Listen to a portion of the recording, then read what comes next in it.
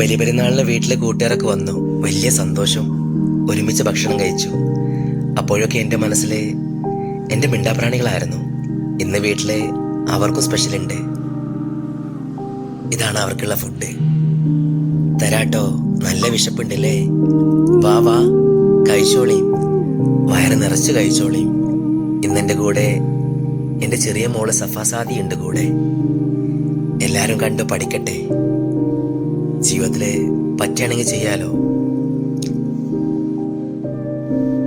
നമ്മളും നമ്മളെ മക്കളൊക്കെ വയറ് നിറച്ച് ഭക്ഷണം കഴിച്ചൂല്ലേ?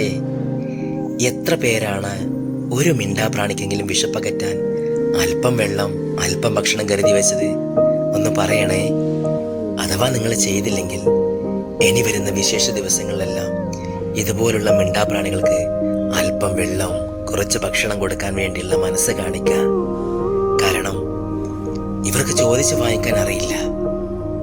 നമ്മളിവരെ ആട്ടി ഓടിക്കുമ്പോൾ വല്ലാത്തൊരവസ്ഥയാണ്. ഇവർക്കും നമുക്കൊക്കെ ഈ ഭൂമിയിൽ ജീവിക്കണം.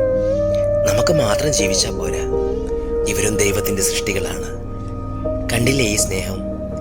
ഈ സ്നേഹത്തിന് പകരം വെക്കാൻ ഭൂമിയിൽ മറ്റൊരു സ്നേഹമില്ല. ഈ മിണ്ടാപ്രാണികളെ സ്നേഹിക്കുന്നവർക്ക്, ഇവർക്ക് അല്പം ഭക്ഷണം നൽകുന്നവർക്ക് ജീവിതത്തിൽ ഒരുപാട് മാറ്റങ്ങളുണ്ടാവും, ഐശ്വര്യങ്ങളുണ്ടാവും. ഞാൻ എൻ്റെ ജീവിതം കൊണ്ട് പറയുന്നതാണ്.